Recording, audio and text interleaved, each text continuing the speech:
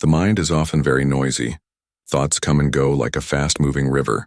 This noise can make it hard to find peace and connect with your deeper self, your soul. Quieting the mind is the first step to listening to the soul. Step 1 is to find a quiet space. This space should be free from distractions. Turn off your phone, close the door, and sit comfortably. This helps the mind settle down. Step 2 is to focus on your breathing. Breathe slowly and deeply. Feel the air enter your nose, fill your lungs, and then leave your body. When your mind starts to wander, gently bring your attention back to your breath.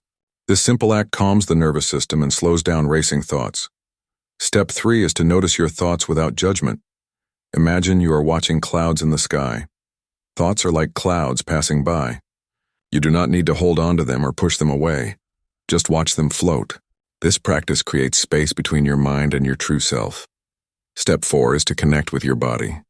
Close your eyes and feel your body sitting or lying down.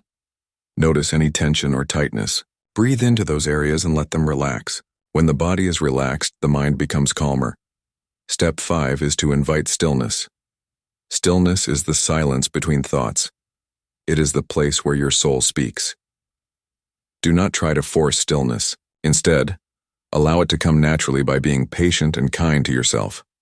Step 6 is to listen. When the mind is quiet and still, your soul can share its wisdom. This may come as a feeling, a gentle thought, or a sudden insight. Trust whatever arises, even if it seems small or unclear. Step 7 is to practice regularly.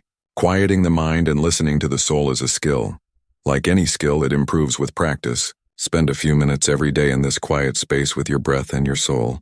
In summary, quieting the mind means creating space by finding a quiet place, focusing on the breath, observing thoughts without judgment, relaxing the body, inviting stillness, and listening to your inner self.